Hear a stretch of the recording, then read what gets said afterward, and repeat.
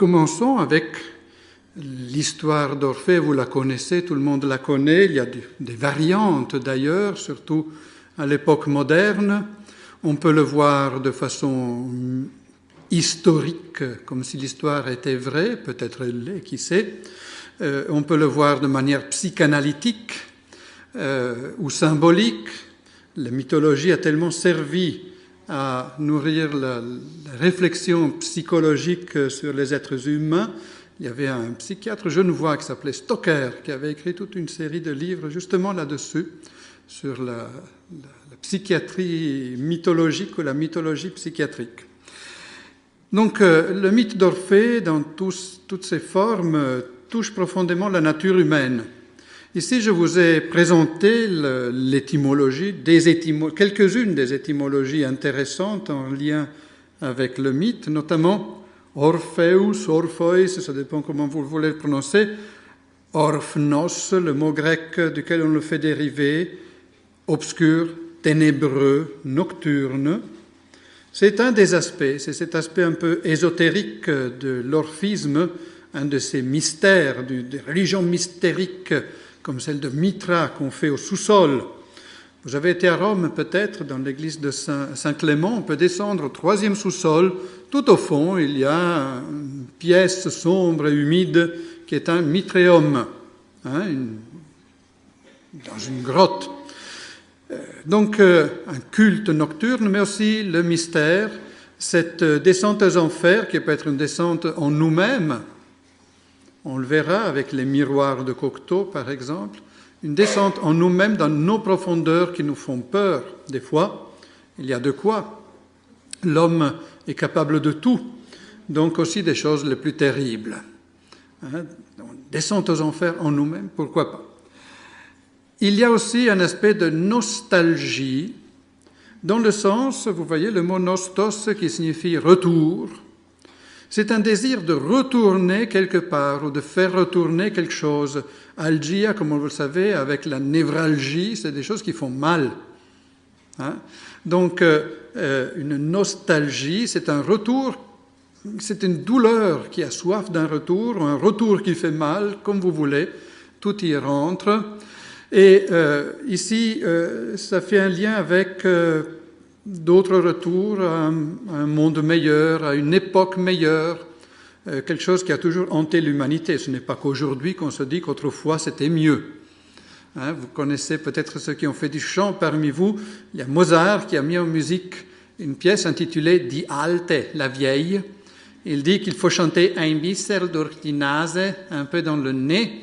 Et le texte dit « Zu meiner Zeit, zu meiner Zeit ». Dans le bon vieux temps, les gens étaient encore honnêtes, on ne faisait pas ceci, on ne faisait pas cela. Eh bien, c'était du temps de Mozart, c'est aujourd'hui, c'était probablement du temps d'Orphée. C'est quelque chose qui est lié peut-être à notre nostalgie d'une enfance perdue, où tout était beau, tout était simple, on ne devait pas se préoccuper. L'âge d'or. Donc voilà un aspect d'Orphée qui nous donne déjà un peu une idée poétique de ce qu'il est, de ce que peut être cette musique. C'est cette nuit, cette obscurité, donc une musique un peu mystérieuse, qui a un pouvoir magique. On voit ici cette image qui va nous accompagner pendant toute la présentation, qui vient de Syrie, mais de facture un peu romaine, quoique le chapeau est orientalisant, avec cet Orphée, avec tous les animaux. C'est un peu le début du mythe d'Orphée, c'est cet âge d'or où les animaux sont tous ensemble, ils ne se font pas de mal. On le retrouve chez Isaïe, les prophètes, l'âge messianique, on y reviendra, quand le lion et la brebis seront ensemble, l'enfant jouera avec la vipère sans se blesser. C'est l'âge d'or ou le paradis terrestre, comme vous voulez. Donc de nouveau, une nostalgie. Nostalgie d'âge d'or, d'enfance, de bonheur perdu, d'un ordre perdu, donc ordre, harmonie, équilibre, où tout va bien, où ma musique correspond au monde, à ce que le monde nous donne, à ce qu'il est, de beau, de simple, avant une chute, avant un désastre. Ce désastre qui est la perte de l'harmonie, de l'équilibre, du bonheur, de l'amour, de la vie. On dit, on peut remédier à tout, sauf à la mort. On verra que peut-être on peut remédier aussi à la mort, d'une certaine manière. En tout cas, c'est un désir que nous avons. Et donc, la quête de ce salut, de remédier à la mort d'une manière ou d'une autre, une quête qui se fait en essayant de rétablir l'harmonie dans le chaos, ce chaos des enfers, qui peut être aussi l'enfer de notre esprit, après une chute, un esprit déséquilibré, où on ne fait pas ce qu'on voudrait faire, on fait ce qu'on ne voudrait pas faire, comme le dit saint Paul, je vois en moi le bien que je voudrais faire et le mal que je ne veux pas faire, eh bien je ne fais pas l'un, je fais l'autre. J'ai deux lois en moi, et je suis comme tiraillé, il y a ce chaos, le chaos qui est la définition des enfers païennes, ce monde informe. Il faut lui donner une forme que la musique nous donne. On fait dériver même le pythagorisme musical et philosophique de l'orphisme, un orphisme comme pré-pythagoricien, puis Pythagore, qui met en forme ses doctrines, et ensuite, à travers Platon, n'est-ce pas, les proportions, l'harmonie dans le monde et dans l'homme, le macrocosme, le microcosme, cette harmonie qui est toujours musicale. Même l'astronomie est de la musique, la médecine c'est de la musique. Pourquoi nous sommes malades? Parce que nous sommes en dissonance, en déséquilibre, les proportions musicales ne sont plus là.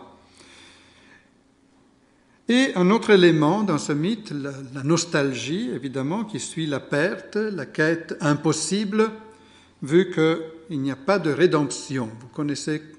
Vous savez que Orphée ne réussit pas. Il arrive jusqu'à un certain point, mais après, ça ne marche pas. Et il perd son Eurydice, et il finit même par perdre sa vie, massacré par les forces déchaînées, justement, d'une nature chaotique. Donc une nostalgie, chez certaines variantes du mythe, même la passion, on voit un Orphée amoureux. C'est peut-être un aspect, oui, il est déjà même dans les mythes anciens, peut-être à voir de manière plus symbolique qu'humaine, vu que la passion nous amène dans le désordre, donc dans la désharmonie. C'est peut-être d'ailleurs la raison pour laquelle il ne réussit pas. Est-ce que c'est une passion pour Eurydice ou pour soi-même? C'est aussi possible. Eurydice devient un prétexte. On le verra, on l'a vu, vous l'avez vu certains d'entre vous, chez Cocteau par exemple, et surtout les modernes le voient comme ça, un Orphée un peu antipathique, épris de lui-même, même la mort, une passion pour la mort, pour l'art, pour la poésie, va savoir, mais en tout cas, la passion en tant qu'élément dissonant, chaotique, détruit l'œuvre qu'il essaye de construire. Donc, encore une fois, on y voit l'intervention de l'homme qui essaye d'être divin, mais qui n'y réussit pas. Et voilà, donc, on approche du Moyen-Âge. Les chrétiens ont tout de suite vu certaines analogies entre le mythe d'Orphée et le christianisme. Nous avons des éléments semblables. On a parlé de chute, de perte, de paradis terrestre. Eh bien, ce paradis terrestre perdu, suite à quoi? De nouveau, à la passion humaine, à la faute humaine, l'homme est pris de soi-même. Vous serez comme des dieux, dit le serpent, et les hommes essayent d'être comme des dieux. Et voilà qu'ils amènent justement la dissonance et la destruction, la ruine, le mal, la maladie, la mort dans le monde.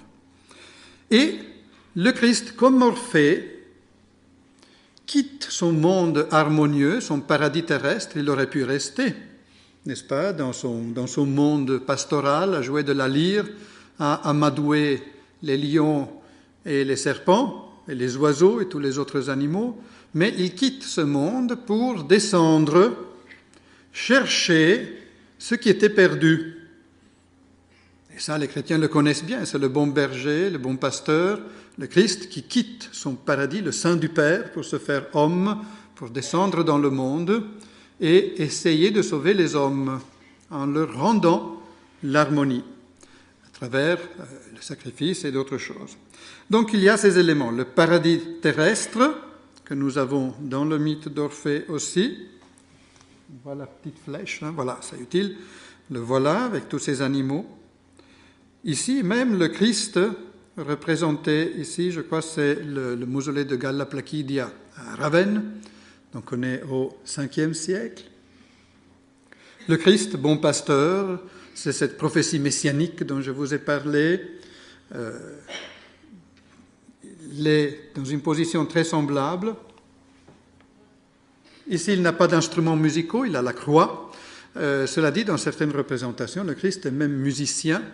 Il a une lyre, mais la croix, c'est une lyre. La lyre est un instrument en bois sur lequel on tend des nerfs. La croix, chez beaucoup de pères de l'Église, est un instrument en bois sur lequel se tendent les nerfs du Christ. Ils sont tendus et tirés sur la croix. La croix est donc un instrument de musique. En plus, la lyre va représenter aussi, ou plutôt la cithare, un instrument musical où les hommes s'accordent entre eux, chacun est une corde, ils participent tous à la même musique. Donc, de nouveau, une image de l'harmonie entre les hommes restaurée à travers la croix, à travers l'instrument de musique en bois. Donc, l'homme perdu qui fait partie de ce mythe d'Orphée et que nous retrouvons. L'incarnation, la descente aux enfers, donc, du Christ, l'incarnation, la descente dans ce monde, et puis un étage supplémentaire avec sa mort, descendit ad inferos, il descend aux enfers pour libérer les âmes des justes qui attendaient cette libération. On voit dans des icônes byzantines le Christ qui détruit les portes des enfers, qui prend Adam, Ève, David par la main et les fait sortir. Et hélas, tout le monde ne sort pas, mais certains oui. C'est une rédemption qui réussit à moitié, soyons généreux, mais quand même réussit mieux que celle d'Orphée. Et il y a aussi une passion, une ascèse qui correspondent à un autre élément qui ne cadre pas très bien, il faut le dire, c'est la vie d'Orphée après qu'il a perdu Eurydice. Donc Orphée qui se fait massacrer justement par des forces démoniaques et qui auparavant vit une vie d'ascèse en renonçant à l'amour, en renonçant aux femmes. Donc de nouveau un élément. Cela dit, on voit aussi les différences justement. Orphée ne réussit pas, son massacre interviendra après la résurrection manquée d'Eurydice. Et Orphée, justement, ne réussit pas. Boès le voit bien. Il écrit un poème dans sa Consolation de la philosophie, un poème très beau, sur Orphée, où justement il montre cet échec. Il met l'accent là-dessus. Il n'a pas réussi. Boès, chrétien, il ne le montre pas énormément, mais quand même, dans la Consolation de la philosophie, il sait bien que quelqu'un d'autre a réussi sa descente aux enfers et il en est ressorti en prenant avec soi les justes, une parcelle d'humanité. D'où l'apparition dans le chant médiéval de musique qui nous parle justement d'Orphée, entre autres. Souvent, il ne raconte pas tout à fait le mythe, mais il le cite comme un avatar du Christ d'une certaine manière. Pardonnez-moi cette copie, je n'ai pas réussi à mettre la main sur une copie du manuscrit, mais d'ailleurs, ce ne serait pas très lisible pour les profanes que certains d'entre vous sont. Mais je n'aime pas ce type de notation qu'un ami à moi appelait Kartoffelnotation, notation patate, parce qu'elle nous prive de beaucoup d'informations sur la musique. Mais bon, ici c'est une séquence, comme on l'appelle, vous avez les phrases 2 par 2, et le texte qui, entre autres, nous parle d'Orphée. Il dit « Organicis canamus modulis nunc Johannes solemnia ». Chantons sur des modulations organiques, c'est-à-dire instrumentales, ou bien agencé la fête de Saint Jean-Baptiste. Cette même séquence est adaptée à d'autres saints, hein, il suffit de changer le nom.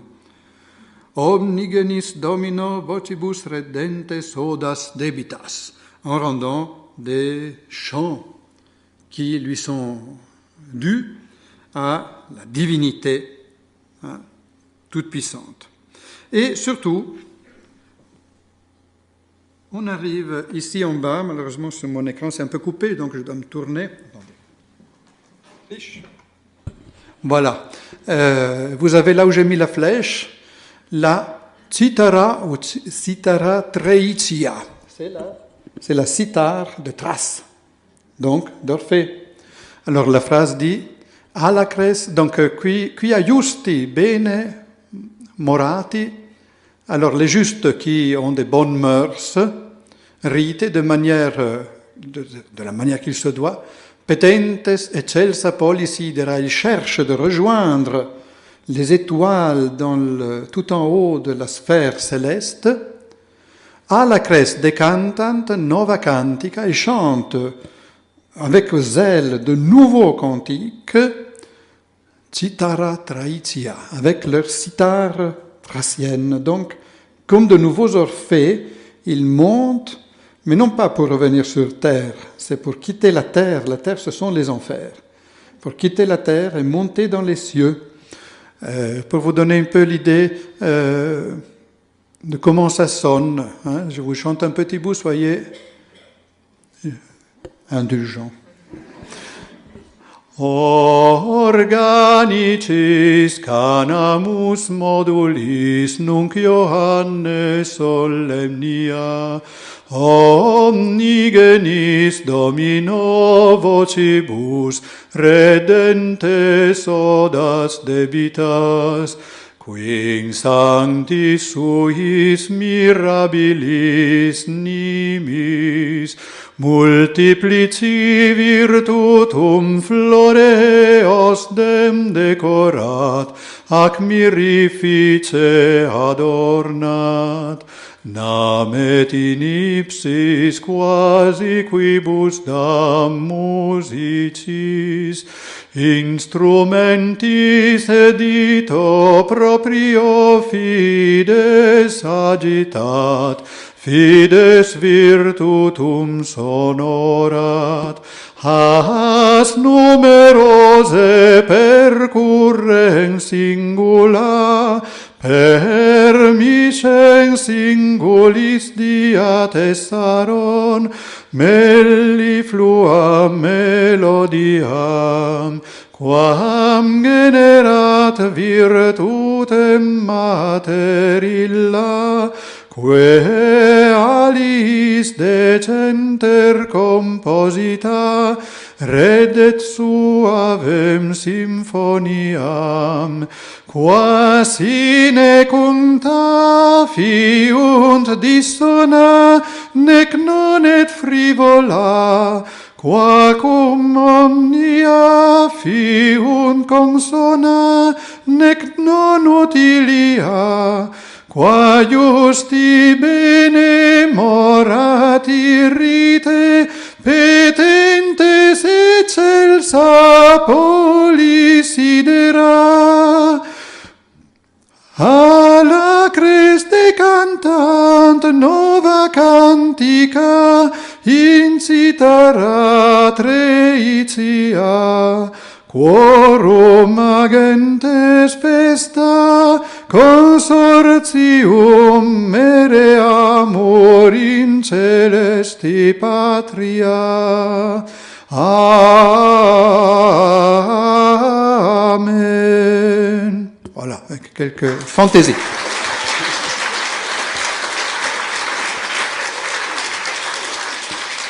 Merci. Si vous avez remarqué, dans le texte, il y a plein de choses sympathiques. Par exemple, la strophe 3, has numerose percurrens singula permiscens singulis.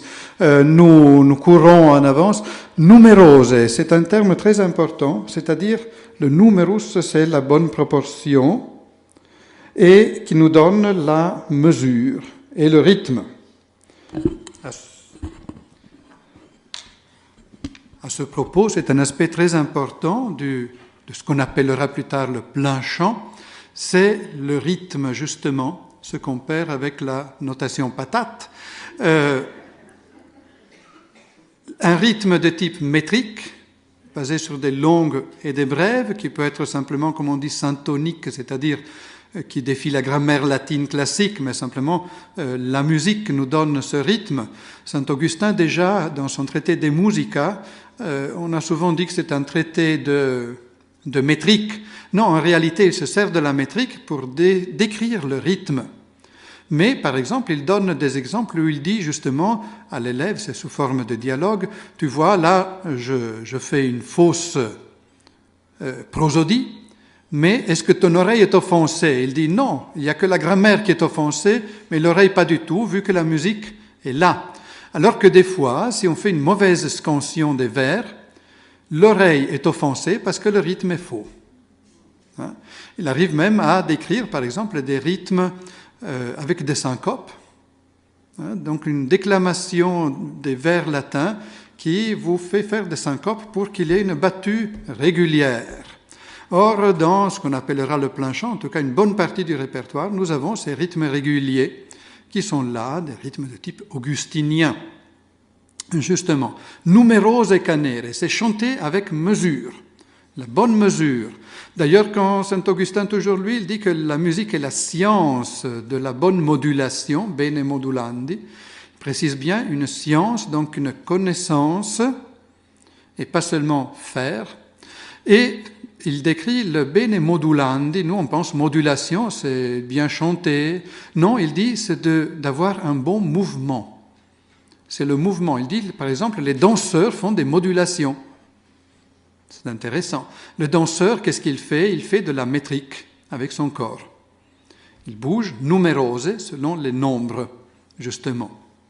C'est très important. Ces nombres sont l'harmonie, les bonnes proportions. Justement, l'oreille est offensée par les mauvaises proportions.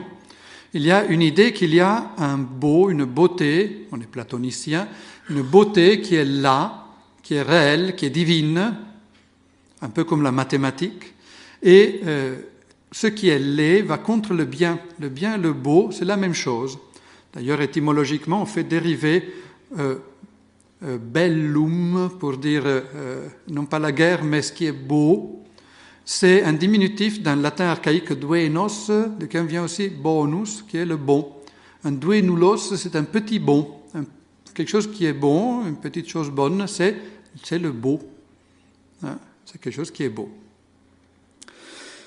Ensuite, vous avez les cantiques nouveaux, justement quand il parle de la cithare thrace, nova cantica.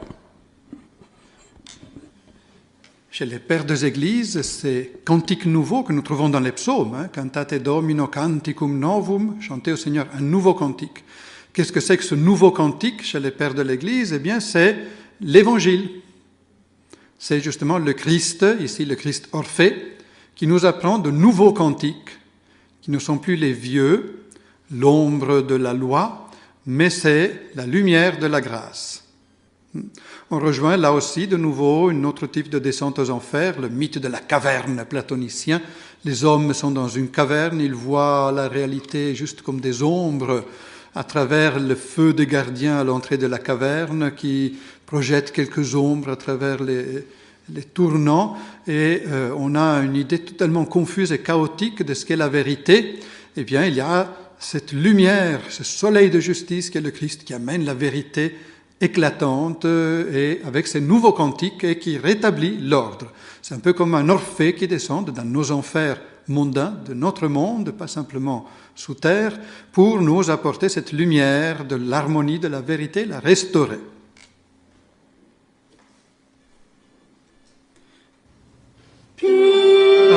Pardon, je vais faire une petite pause. Un autre exemple de chant numerosus, chanté de manière rythmée. Nous sommes ici à une autre époque, à la fin du XIVe siècle. Voici une ballade qui fait l'éloge des grands musiciens. Qu'est-ce que j'ai? Pythagoras, c'est Pythagore. Jabol, en fait, c'est probablement une faute de lecture de celui qui a transcrit ce texte, mais Tubal, Tubal, c'est dans la Bible. Tubal, c'est un des enfants de Caïn. Caïn était forgeron et il est l'inventeur de la musique instrumentale, Tubal. Et simplement, on y retrouve aussi Pythagore qui découvre les proportions harmoniques justement en entendant des forgerons qui frappent sur l'enclume. Hein, c'est la même idée. D'autre part aussi, en passant, les forgerons sont des tziganes et les tziganes sont musiciens. Et il y a cette tradition des les tziganes comme enfants de Caïn, condamnés à errer dans le monde et avec leur musique instrumentale justement. Et le juif errant, c'est aussi un peu ça. Hein. Vous savez que certaines tribus tziganes se considèrent juifs, une tribu juive dispersée. Donc, Pythagore, Jabol, Tubal et Orpheus furent premiers pères de mélodie, les premiers qui ont inventé, les parents de la mélodie. Selon l'écriture, les Écritures parlent de Tubal, pas de Pythagore et d'Orphée. Alors là, ce sont les Écritures païennes qui sont assimilées. On est à l'aube de la Renaissance. Moult pourvus furent de sa douceur et harmonie. Ils étaient tellement pourvus de leur douceur et harmonie. S'ils doivent donc ceux qui, or, sont en vie, leur science louer et leur maîtrise. Donc ceux qui maintenant vivent doivent bien louer ces pères de mélodie, leur science et leur maîtrise. Pour réprouver que musique est fontaine de tout honneur et d'amour souveraine. Donc là, la musique est la source de tout honneur d'amour, et la souveraine d'amour. Attention, amour, on peut de nouveau le voir. Amour, passion, homme-femme, ou aujourd'hui on dit même autre chose. Mais non, là c'est un amour comme celui des cordes de la lyre. C'est cette charité qui nous unit, n'est-ce pas, en harmonie, quand on chante tous ensemble une musique harmonieuse. Alors je vais essayer de le relancer. Attendez, je reviens en arrière, comme ça on a le début. Voilà. Il y a une partition, je l'ai trouvée sur Internet, je n'avais pas l'original, puis c'était sur un site où il faisait des analyses, alors on ne tenait pas compte des flèches.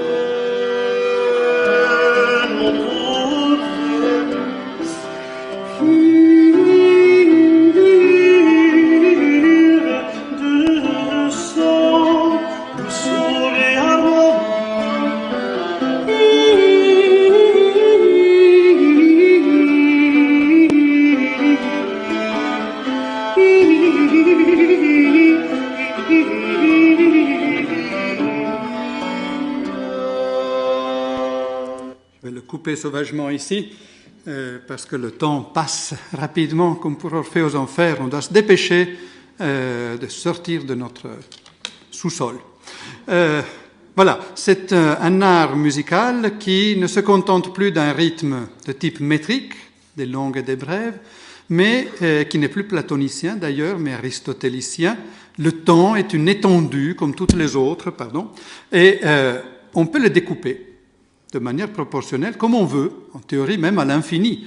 Donc on n'aura plus que les longues et les brèves, des semi-brèves, mais on aura aussi des minimes, des semi-minimes, et toute autre valeur possible et imaginable, dans toutes sortes de combinaisons possibles et imaginables. C'est du gothique flamboyant, et c'est un changement esthétique important, qui s'entame au début du XIVe siècle, ici on est à la fin. Au XVe siècle, on s'assagira un peu, mais notre système rythmique est encore redevable de celui-là et non pas de celui de saint Augustin et du Plainchant. Il faut que je le relance. Et justement, on arrive à la Renaissance. Orphée et l'Antiquité, ils n'avaient jamais été oubliés. On dit le Moyen-Âge a oublié l'époque classique. Non, on continue à faire de la poésie métrique à côté de la poésie rythmique, mais on continue aussi à connaître les mythes anciens, les poètes anciens. D'ailleurs, les humanistes, ils allaient chercher ces manuscrits, où ça? Dans les monastères, où les moines les ont recopiés, au 4e, 5e, 6e, 7e, 8e, 9e siècle, et ainsi de suite. Les manuscrits que les humanistes dénichent, ce sont des manuscrits du Haut Moyen-Âge, et non pas de l'Antiquité. On a un Virgile du 4e siècle, mais même là, ce n'est plus tout à fait l'Antiquité. Mais il y a un changement, une autre perspective. La mythologie est réévaluée pour elle-même. On voit l'Antiquité maintenant non plus comme une façon de voir le christianisme, mais comme un modèle en soi, tant en architecture qu'en langue, qu'en musique, en peinture. Donc, l'exemple du latin, le latin médiéval est un latin vivant. On l'utilisait quotidiennement. Il y avait un érudit bâlois, Fondenstein, qui disait « le latin est une langue paternelle ». Une Vatersprache. Parce qu'au Moyen-Âge, tous ceux qui avaient fait un tout petit peu d'études, ils parlaient latin. Parce qu'à l'école, depuis enfant, on parlait latin. Et si on était surpris à parler français ou d'autres, on se faisait fouetter. Donc on perdait vite l'envie de parler la langue maternelle avec les autres enfants. Et tout le monde discutait en latin, les personnes érudites. Ça a partiellement duré jusqu'au XIXe siècle. Encore les écoles de médecine, de droit, se faisaient en latin. Le Parlement hongrois siégeait en latin au XIXe siècle. Encore. Donc c'était une langue vivante, mais une langue qui adoptait la prononciation, des adaptations grammaticales, c'est comme toute langue vivante. Nous ne parlons plus le français de Guillaume de Machaut, ni celui que nous venons d'écouter, mais on parle un français qui est toujours français tout autant que l'autre, mais il est différent. Au point qu'on ne le comprend plus tout à fait, et il ne nous aurait pas tout à fait compris. De même, le latin médiéval n'était plus celui de Virgile et d'Horace, qu'on étudiait toutefois, mais c'était une langue vivante.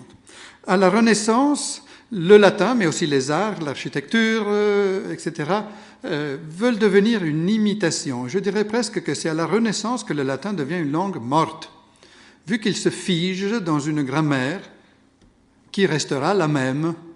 Il est embaumé. Encore aujourd'hui, on étudie, si on étudie le latin, avec une grammaire qui remonte à la Renaissance, c'est-à-dire un latin tel qu'il a été figé, une fois pour toutes. Ce n'est plus une langue vivante. Je vous ai dit, on parlait encore le latin au Parlement de Budapest au XIXe siècle, oui, mais on parlait un latin classique, avec une prononciation probablement allemande-magiare, mais quand même un latin classique. Ce n'était plus un latin vivant, parlé couramment. Donc le mythe d'Orphée lui-même va être revu d'une certaine manière. On arrive à l'époque de Monteverdi. Les premiers opéras, d'ailleurs, nous parlent d'Orphée, Euridice, Orfeo. Et Orphée, donc, comme image de l'harmonie, comme image de la musique, du musicien, cette harmonie classique, pure, sublime, intangible, céleste. Et au point que la perte d'Eurydice est un peu gênante. Dans l'Orphée de Monteverdi, une première version finissait avec quand même la perte d'Eurydice et la mort d'Orphée, ou peut-être, même pas, on ne montrait pas la mort, mais on laissait supposer que peut-être, en tout cas on finit avec les bacchantes qui dansent en annonçant qu'elles vont s'en occuper. Mais la version définitive nous montrera, au fait, un Deus ex machina, Apollon, qui rend la vie à Eurydice et qui restaure l'équilibre. En fait, c'est encore peut-être un reste de la version chrétienne du mythe. Le Orphée Christ qui réussit là où l'Orphée homme ou semi-dieu n'a pas réussi. Mais même là, il y a une intervention d'un Deus ex machina, un Apollon. J'ai choisi de vous faire écouter un petit bout, parce qu'il faut choisir, d'Orphée dans les enfers qui joue de salir le fameux air Possente Spirito, où il essaye d'amadouer Pluton et ses amis. Tout à l'heure. Voilà. Comme je vous ai dit, les vidéos sont un peu ralenties, mais la musique est bonne.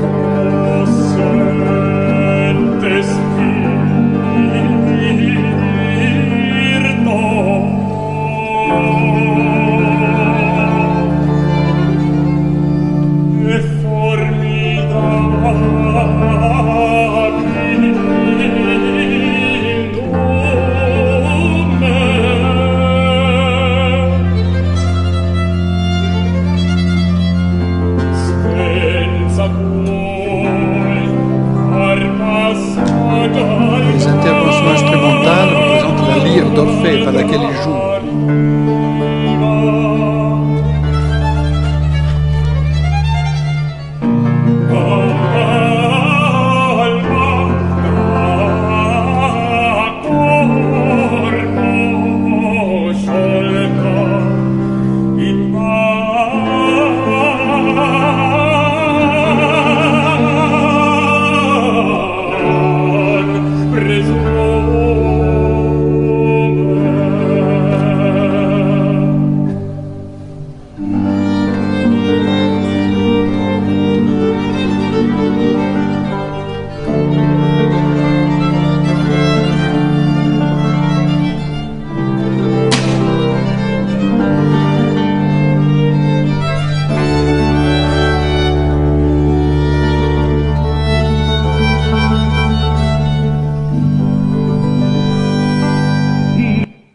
Là, excusez-moi, je sais que c'est sadique. Donc ici, ce sont les instruments qui sont la véritable musique d'Orphée, et le chant, ce sont ses pensées, un peu ses paroles, mais ce n'est pas tout à fait ça. C'est vraiment la musique instrumentale qui est importante. C'est très original chez Monteverdi pour l'époque. Ça annonce déjà le concerto, l'émancipation des instruments solistes. Il y a plein de choses qui se passent dans l'histoire de la musique à cette époque. Et plus tard, on entend d'autres instruments, le cornetto, une espèce d'ancêtre de la trompette, si vous voulez, qui fait aussi toutes ces variations virtuoso. Ces musiciens venaient de la musique municipale, non pas de la chapelle ecclésiastique. Pendant longtemps, en tout cas les souffleurs viennent de la musique municipale, les cordes de la musique de la chapelle. Ici, pour son orchestre, il mélange. Ici, c'est important que la lyre est un instrument en bois, donc vivant, alors que les musiques infernales sont faites avec les cuivres, qui sont des instruments métalliques. Le métaux sort des mines, donc il vient de sous terre, c'est quelque chose d'infernal. Donc, les instruments métalliques sont des instruments infernaux. On les entend encore au XIXe siècle. Des fois, il y a des musiques qui représentent les enfers ou autres. Il y a des trombones, par exemple.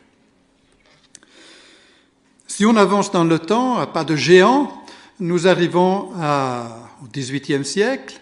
Après une longue période, vous savez, dans l'histoire de l'opéra, on a cet équilibre entre parole et musique. Vous avez entendu, chez Monteverdi, il y a beaucoup de paroles.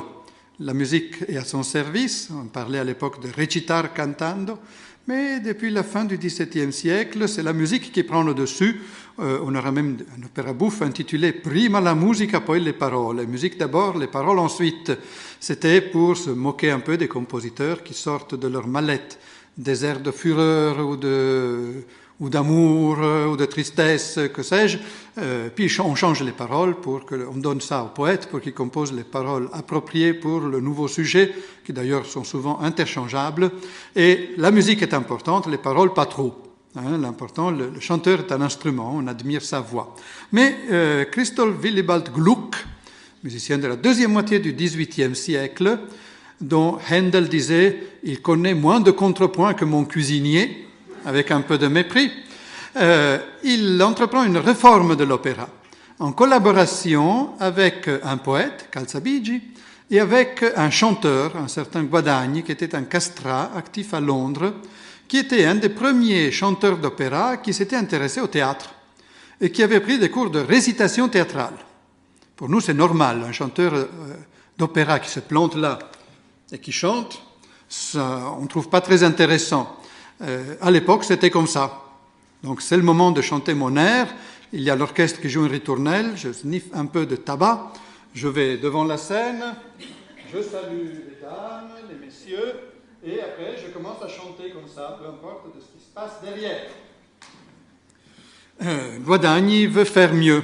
Et avec Gluck et Calzabigi, ils entreprennent une réforme de l'opéra qui est, je dirais, un des éléments fondateurs de l'opéra qui deviendra l'opéra romantique.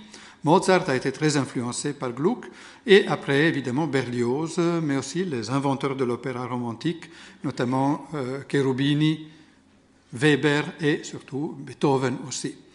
C'est un nouveau type de musique très important, donc, ce personnage. Lui aussi, il a écrit un Orphée. Je vous ai dit qu'il ouvre les portes à l'opéra romantique, mais lui, il est tout sauf romantique. Et dans son monde rationaliste du XVIIIe siècle, il faut absolument que Orphée réussisse. Cette fois-ci, non pas pour des souvenirs chrétiens, mais parce que dans un monde parfait, tout doit réussir. La raison doit triompher. Donc, Orphée aussi va réussir à sortir son Eurydice du fond des abîmes et vivre serein avec elle. Voici un exemple de musique, c'est un tube que tout le monde connaît probablement, c'est l'air que Orphée joue dans les enfers à la flûte.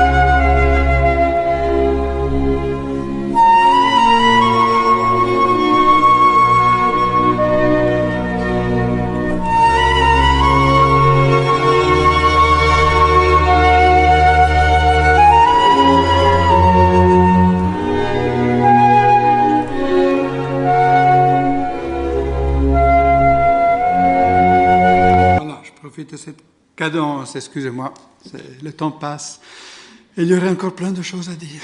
Bon, c'est une musique justement célèbre, une mélodie magnifique. Certains l'ont adaptée pour le piano, Sgambati à l'époque, un grand pianiste italien, par exemple, on avait fait une belle version pour piano, assez difficile, sur 3 portées, pour essayer de tout mettre, de faire une musique très épaisse. Voilà donc un Orphée serein, olympique, très XVIIIe siècle, vraiment, même si cette musique est pathétique, hein, mais elle est sereine. Il y a juste un zeste de mélancolie, juste ce qu'il faut. Tout est apprivoisé, tout est sous contrôle. Hein. La raison est là, n'ayez pas peur. Mais on arrive à l'époque moderne, de nouveau je saute par-dessus Offenbach, qui quand même nous introduit dans la musique, dans l'époque moderne concernant Orphée, vu que chez lui, on se moque d'Orphée, du directeur du conservatoire d'Athènes, qui n'a que faire de Eurydice, qui ne s'occupe que de sa propre réussite. Eh bien, c'est l'Orphée moderne, celui, entre autres, que nous avons chez Cocteau, n'est-ce pas? C'est un Orphée qui pense seulement à sa gloire, qu'on dit même que c'est lui qui a écrit le mythe d'Orphée pour s'en faire une belle histoire, que c'est lui qui a regardé exprès Eurydice pour avoir ensuite, pour faire le buzz sur Internet, on dirait aujourd'hui, pour se faire de la publicité, avoir une histoire à raconter. Et c'est un peu cet Orphée antipathique, disons-le, de Cocteau, qui ne pense qu'à soi-même, qui méprise son Eurydice, qui dit qu'il est amoureux de la mort, mais qu'il ne l'est pas vraiment, qui, à la fin, reçoit, je dirais, presque sa juste punition de la mort, qui, elle, l'aime, et qui se sacrifie pour lui, mais qui va finir, en petit bourgeois, dans ce qu'il n'aurait jamais voulu être,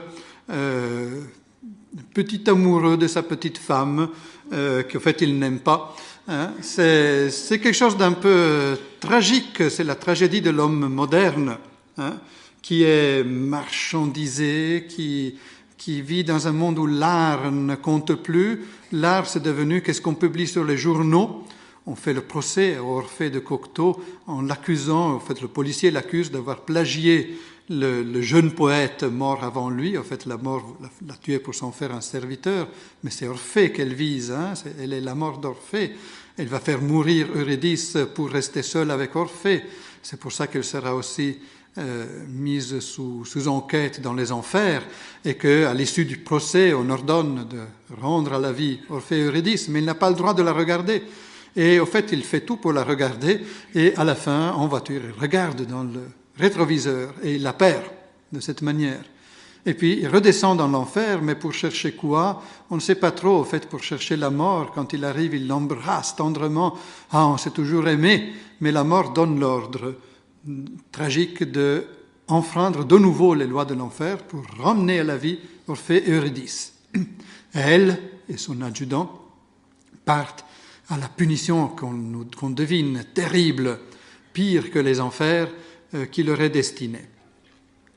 Peut-être on a le temps de regarder un petit bout de ce que je vous avais préparé. C'est une bande-annonce. Les musiques sont de Georges Auric. Se compénétrer. Le monde de la vie et le monde de la mort. Ils ne le peuvent pas et la vidéo ne se voit pas bien. Cet homme. Aimez-vous cet homme? Ça, c'est le procès dans les enfers. Cette dame, c'est la mort. Oui. Le drame d'Orphée. Eurydice, ce n'est pas possible.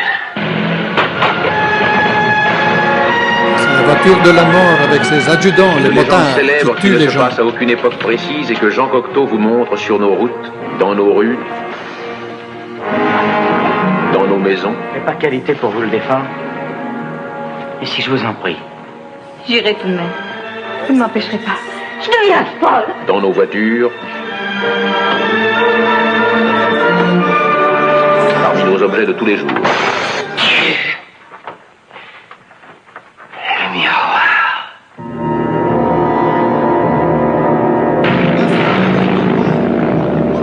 Vous savez qui je suis? Oui. Dites-le. Il a vu ce qu'il ne fallait pas voir. Il a entendu ce qu'il ne fallait pas entendre. Ça me fait comme des rats. Il a été où les hommes ne peuvent pas aller et d'où personne ne revient. Si la justice refuse d'intervenir, nous interviendrons. Oh non, je ne croirai jamais, mais vous, monsieur le commissaire, dites-lui que c'est faux. Vous connaissez Orphée.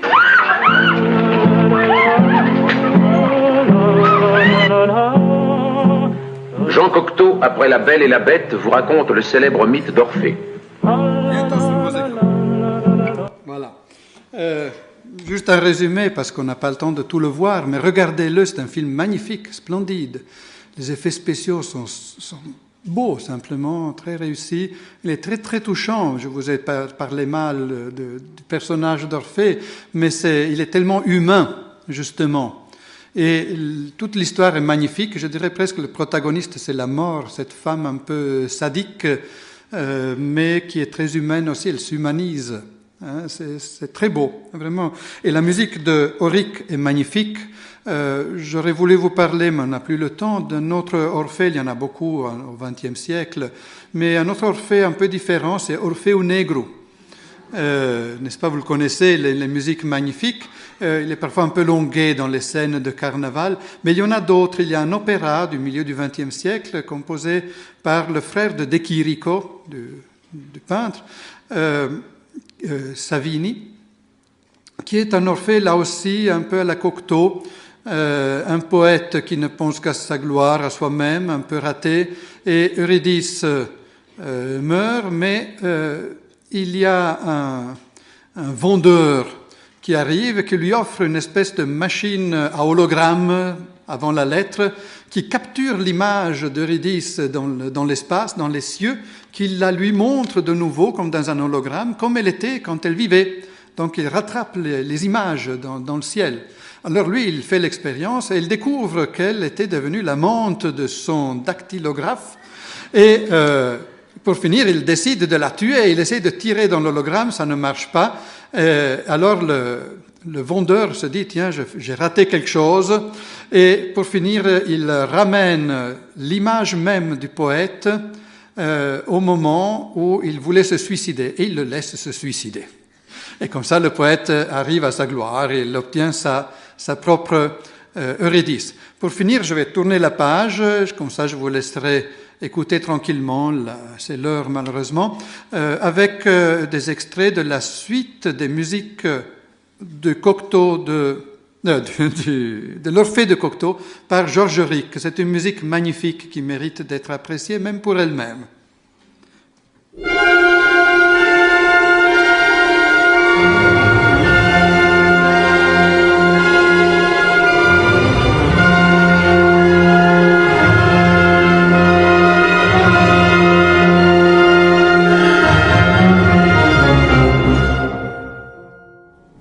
Profite de finir ici.